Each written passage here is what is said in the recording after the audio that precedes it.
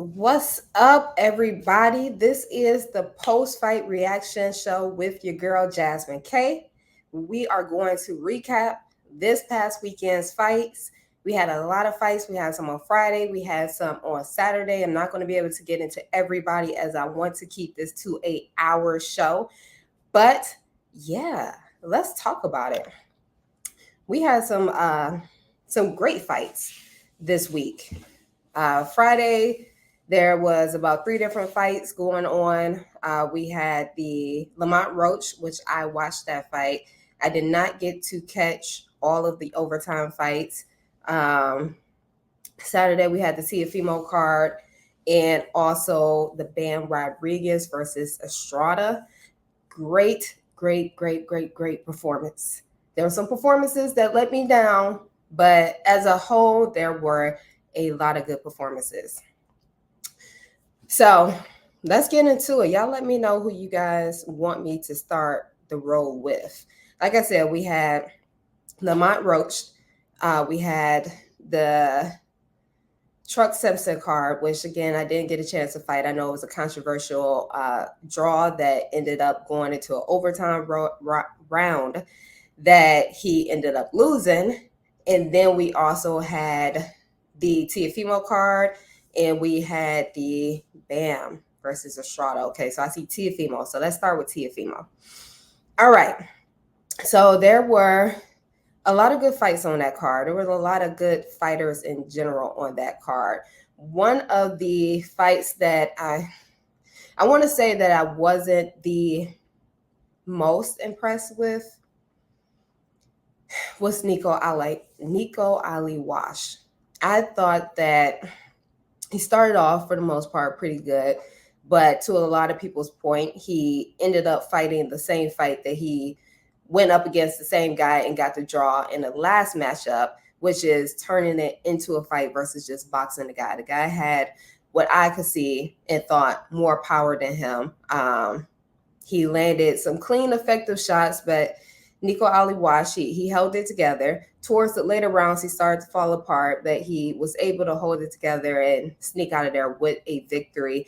One thing that I noticed about Ali Wash is that his head movement is non-existent. I mean, after he throws his combinations, like there's the whole saying that don't stand there and admire your work. Well, that's exactly what he did all the time. After just the jab, he would stand there. Like his head never left the line. It stayed there for his opponent to basically not even counter, but to just, okay, after you're done, all right, let me trade shots because I know I'm going to be able to land. That's one thing that I feel like, it's a simple fix. It's something that probably would be more repetitive work than anything, but he got to work on his defense. Like as he continues to climb up the ladder, he gotta work on his defense. Okay, let me read some of these comments. Yeah, Baltimore is sad over that Truck Simpson fight. Yeah, we're gonna get to that too. I'm not talking about Teo yet. I'm talking about the undercard of Teo. So I'm talking about Nico Ali Wash and his performance and some of the things that are glaringly out there that he needs to work on. One, his head movement, his defense is non-existent, like non-existent. Another thing that I saw, he's very flat-footed. He's very slow. Let's see, there was a couple of other things that I was noticing, but those two particular things, his defense and how slow he is on his feet, like he got to figure out something, because having a combination of both is just a recipe for disaster, in my opinion, especially as he continues to go up. He's still in those developing stages, which he made a point to after his fight to say that he had an opportunity to go up against Jake Paul and turned down $1 million fight to basically continue to develop himself and to take that slow pace of a grind so that he can, later on down the years, be better than what he is. And I'm hoping that that is the route that he goes. I'm sure it is, but at the same time, those were things that I felt, that he needs to work on. Yes, facts. Gotta wake up those fundamentals. Yeah, I agree. Ali has a long way to go.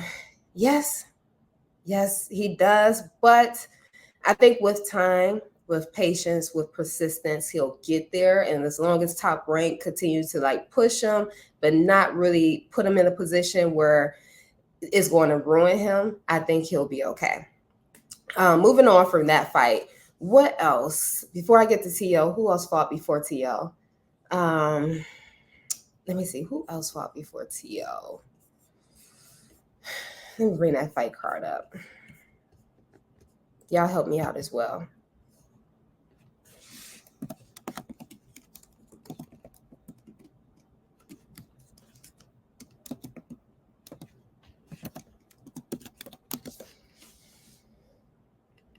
He using his name more than training. I think unfortunately, that's the script that Top Rank has laid out for him, and they are making sure that he follows it to a T. To a T. No deviations.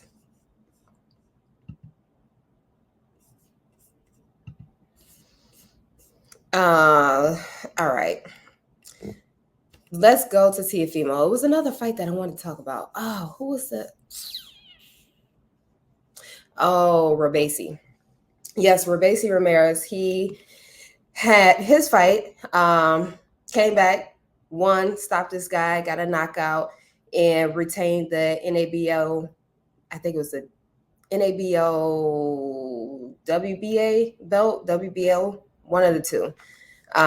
So I'm sure he's on track to getting the rematch with Espinoza for his very next fight.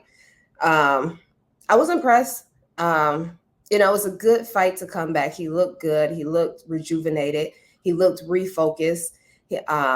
He looked like, he just had a night where he wasn't the better man in his last fight, and he kind of just picked up where he left off.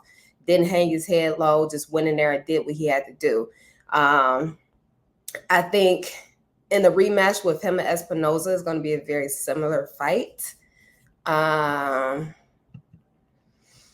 Very similar fight.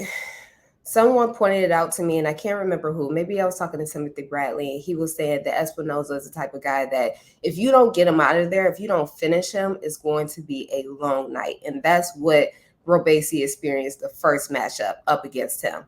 He knocked him down. He was winning in the earlier rounds, and then Espinoza just bit down and like pulled that Mexican warrior out of him and disappointed Robesi in that fight. So I think Robesi Ramirez put on a masterclass performance. Yeah, like I said, I think it was definitely picking back up where he left off. He showed the speed, he showed the power, he showed that, the loss that he suffered to Espinoza didn't necessarily have any impact on him as far as his resistance, his conditioning, just how he looked overall. What were some things that were key that stood out in front of me?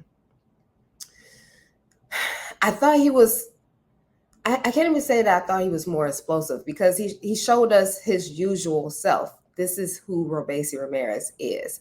So like I said, going into the Espinoza rematch, I am definitely expecting for a similar fight, but hopefully he'll take majority of the rounds to fight his fight and fight it at somewhat of a distance and not getting into that phone booth of a fight with Espinoza, because I think if that's going to be the case, then he's probably going to lose again.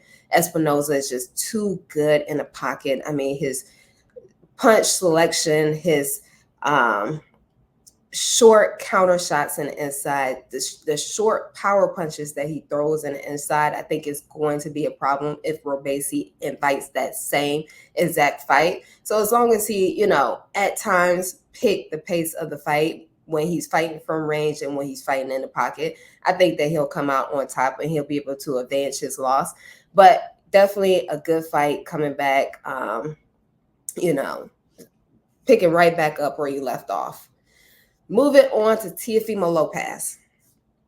Great performance, in my opinion. I think, obviously, he said that Claggett was a hand-picked fight. I didn't know a lot about Claggett coming into that fight, so I didn't really have any expectations from Claggett. I thought that Teofimo was going to keep this fight at range for majority of the fight. So that was something that surprised me a little bit. He decided to actually stand toe to toe with Claggett, fight in the pocket. He found himself on the ropes a lot, which I wasn't the biggest fan of. But it wasn't terrible. And I say it wasn't terrible because of the type of fighter that Claggett was. Like he just didn't use the left hand creatively enough for me. Outside of just throwing jabs, there wasn't a lot of switch off the left hand. The right hand was active. He threw his combinations. He was able to fight behind the jab for the most part. But when he got Teofimo up against the ropes, like you would think that would be the time that he would take advantage of really trying to take control of the fight, to take the fight and put it in his hands. And I felt like there was times where Teofimo was escaping out from the left and the right, more times from the left than the right. But to me, it was like for Claggett, if he just would have switched up the left hand, he would have kept Teofimo right there in front of him. If he would have just used the left hook, he would have kept Teo right in front of him. It would have been able to do some more work. But, I can't really attribute that to anything that Teofimo did. I think that was just something that Claggett just did not read. And like I said, I'm not too familiar with his game, so I can't even say that maybe it's something that he doesn't have in his bag, but it was something that he didn't read and he didn't use. But I also thought that with Teofimo coming, like instead of going out to the left the majority of the fight, to exit out from the right, but to throw as he was turning out from the right side. He did it a couple times, but not that much. Another thing that was running through my mind in this fight was the fact that this was the fight that Teo wanted. And I think that this was the fight that Teo wanted against Ortiz as well.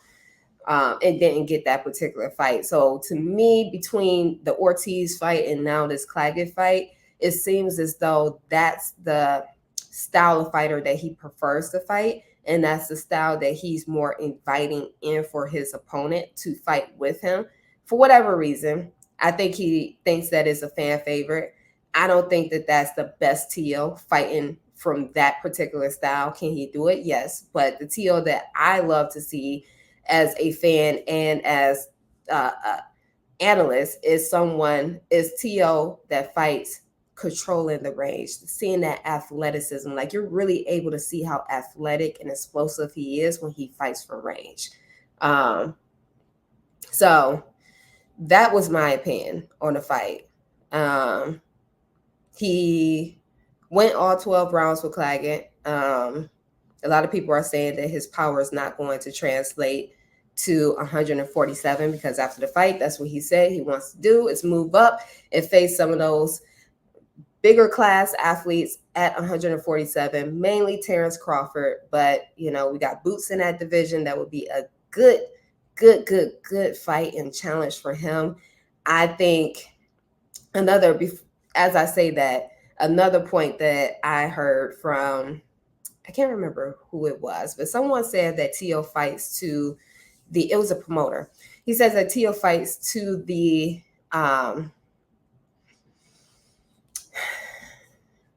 basically he matches whoever his opponent is. He fights to the level of his competition. That's what I'm trying to say. And I can see that. I can definitely see that. I think a lot of us had excused it as Teo performs better when there's more chaos on the line and when there's more of a reward on the line and more of a risk on the line. But him fighting to the level of his competition, I could definitely see that. So with that same thought, with him stepping up to 147, I think that a fight with Boots would definitely bring out a great performance from him. And I think that will be a good fight. Now, obviously, Boots has been at 147, has been more comfortable for some time now fighting in that division. So that right there, to me, definitely not a fight that I think he should take immediately going up. He seems to be laser focused on Terrence Crawford, but I'm pretty sure Terrence is not going to get Teo that fight. Terrence has moved up to 154. So that's neither here or there. He ain't got nothing coming against Tank or Isaac Cruz. Who is that? Tio? Well, Tank is still at 135, so I don't know if we ever see that fight either. It doesn't seem like Tio is going to stay long enough for Tank to make the transition, stepping up in weight. And then as far as Isaac Cruz, I mean, he didn't mention his name at all. The thing with Isaac Cruz, after watching this fight with Claggett, I think Cruz would give him a tough fight because very similar to what Claggett did as far as walking him down, pressure fighting him, Cruz got the power. Cruz has the power, and when he gets you up against those ropes, he's going to make you pay. So if T.O. decides to fight the same fight, because this is a fight that seems to be more of his preference and seems to be more of something that he wants to fight in, I think he's going to struggle versus Isaac Cruz. But again, going back to the statement of T.O. fighting to the level of his competition, would he rise up and would he understand that I can't stand right in front of this guy, that I have to move, that I have to use the ring to my advantage. I have to be the smarter fighter. I have to be the technical fighter in this particular instance. If he could do that, then I think it makes for a 50-50 fight. But you really never know what you're getting with Teal. You never know what fight he's going to fight. Period. Maybe at this point we could say that Teofimo is, regardless of us not knowing what fight we're going to get from him, that whenever he steps in the ring, he's going to get the win and he's going to fight the fight that he needs to fight. Maybe that's where we're getting at with him. Teofimo was solid, but I'm concerned about his power at 140. Claggett made Teofimo work. Yes. I think Teofimo need a new trainer. Who would be a good trainer for Teofimo? Pitbull will give T.O. hell. Yeah. If he fights the same fight, he definitely will. And he wasn't able to keep Claggett off of him. Like, Claggett kept coming forward, no matter what T.O. threw, no matter what T.O. did. Like, he kept coming forward. So with Cruz, you're talking about somebody that has an even tougher chin, has more power, has more will. Like, he's determined to beat you down, and he's going to go to the body as well. Not only is he going to target, up top, but he's definitely bringing those punches down.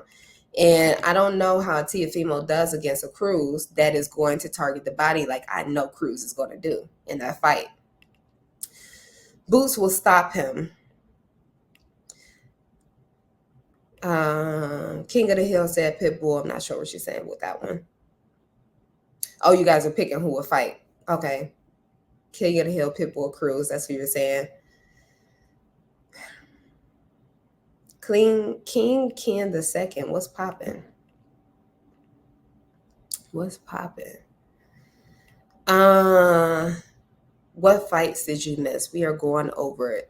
You got Pitbull over T.O. All right. It seems to be the common denominator is that Pitbull will beat T.O. at 140 if he decided to stay at 140. And Boots would beat him if he decided to go up to 147 and fight him.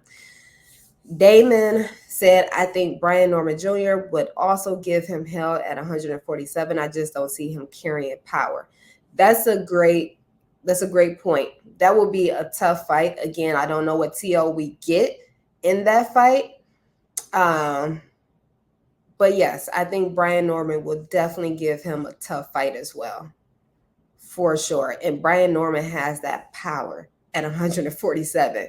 So T.O. he's felt some power at 140, but I don't think he's felt that power at 147. So when you talk about Brian Norman, yeah, that might be a problem.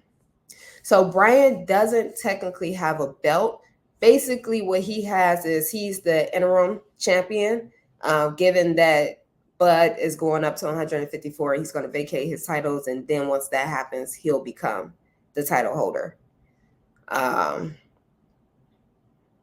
So, yeah. Gary Russell Jr. hard fight for TO2. Potentially. I would like to see Gary come back with another fight, get a little bit more active before he takes on Teofimo. All right, so in addition to those fights, we also had, I guess we're moving on to the Bam Rodriguez versus Estrada fight. Now, this is the second time that I've seen Bam fight.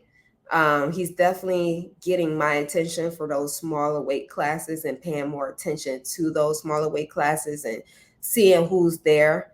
It's something that I'm still doing. So while I have been watching Bam, I definitely got to go back and watch a few more fighters in the division to really be able to talk fluently about him and what's next for him and, comparisons and all that. Okay, before I continue on that note, Outspoken 520 Boxing said, I think if Teofimo moves to 147, Teo versus Stanionis, ooh, y'all trying to serve my guy to the wolves right away.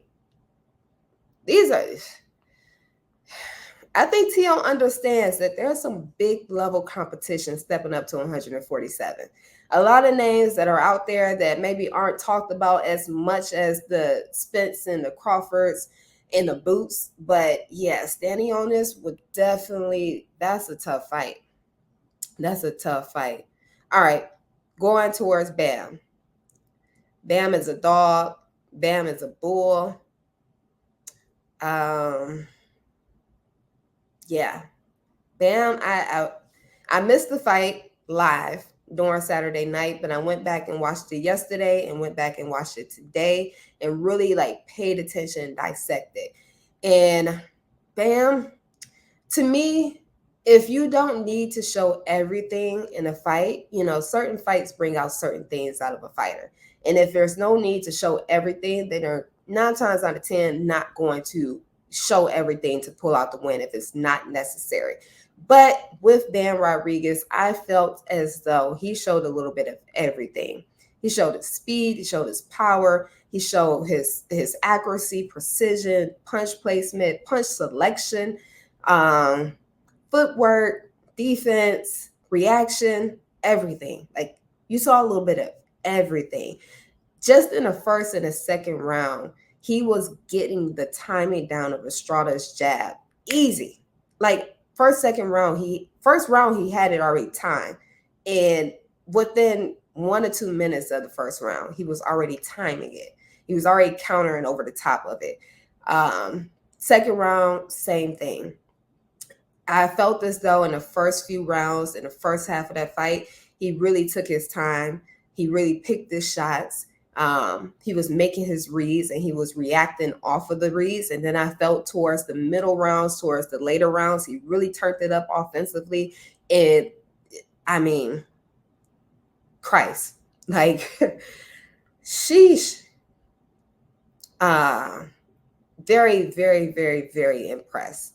Very impressed. I posted a clip earlier today, not too long ago, making reference to his ability to, like his reflex ability to read and make the necessary steps to put him in position to land his next shot while he's in the act of landing a current shot.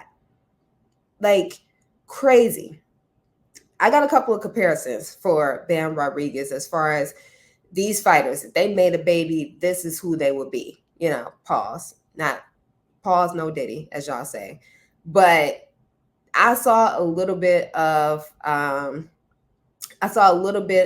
Loma and the angles that he was taking, as well as the accuracy.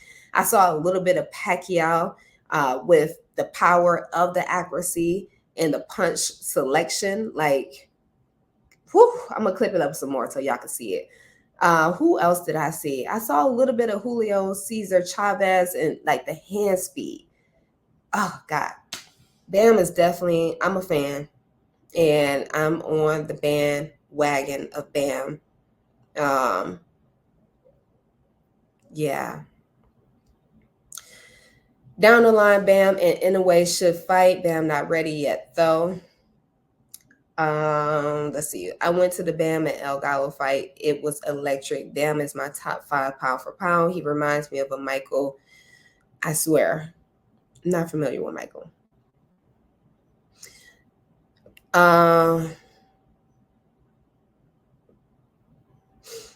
you asking if he's 118? I don't know what weight he is. Like I said, I'm not too familiar with the lower weight classes, but with Bam, I'm on notice and I'm paying attention.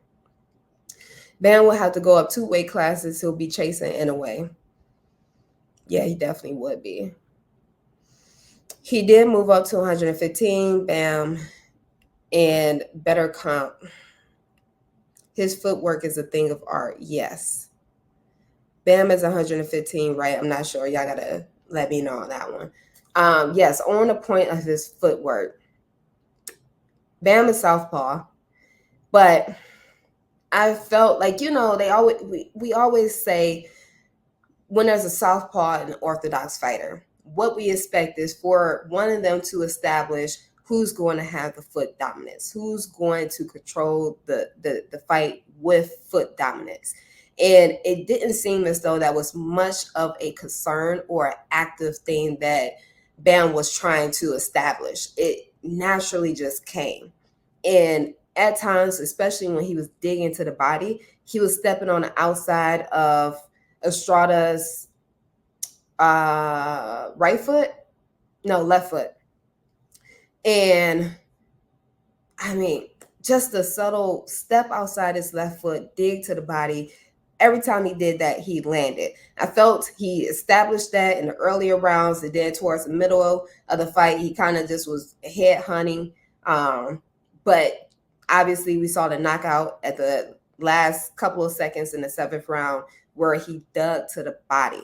Again, footwork phenomenal. The ability to, what I pointed out was him throwing a jab, and simultaneously while he's throwing a jab, like he's also taking a step outside forward to give him a better angle to land the uppercut. I mean, knows what to do with his feet, knows how to carry his hands with it. There's not much you could say bad about the performance that Bam put on. He suffered a knockdown, I think, in the 5th or 6th round.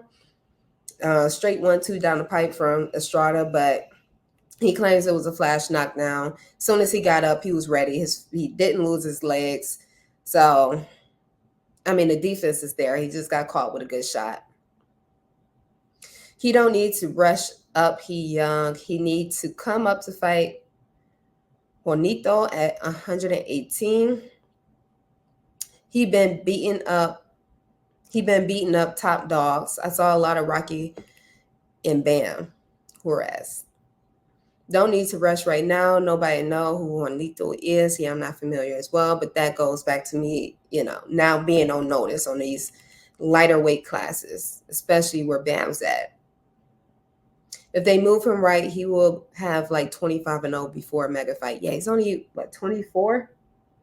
It's only 24. El Gallo was a king at 115. Bam moved up and stopped him. Definitely made it look easy.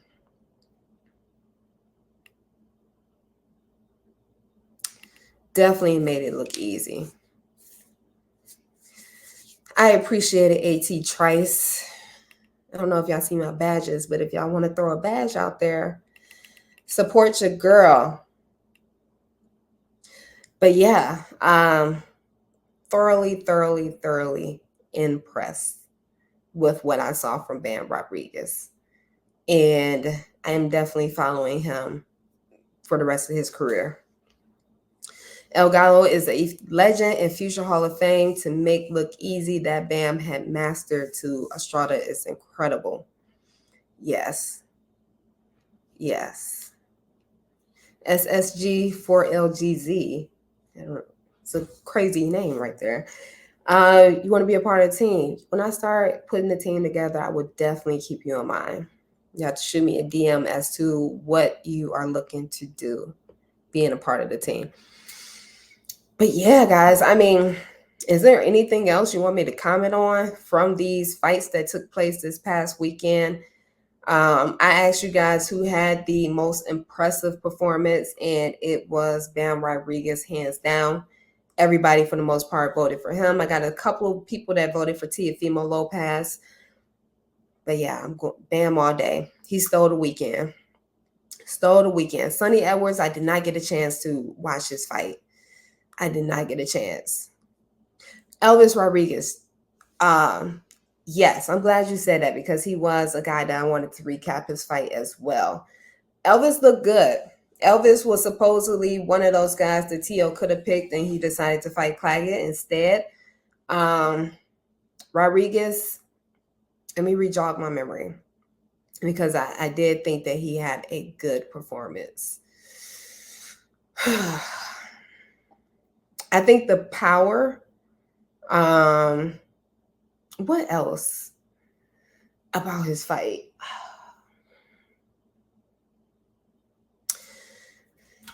I can't remember what exactly about him that stood out. I think Rodriguez would give Teofimo a similar fight as to what Ortiz did, but I think he would be more effective. And he has more power as well than Ortiz. I don't think that fight ever takes place between him and Tio. But if it was, like I said, I think it will be a similar fight as to what Ortiz gave Tio, but I think Rodriguez will be way more effective. I think Bam and Ramirez had the best performances. Okay. Robesi Ramirez. Okay. Lamont Roach. Yes. Lamont Roach. How could I miss it?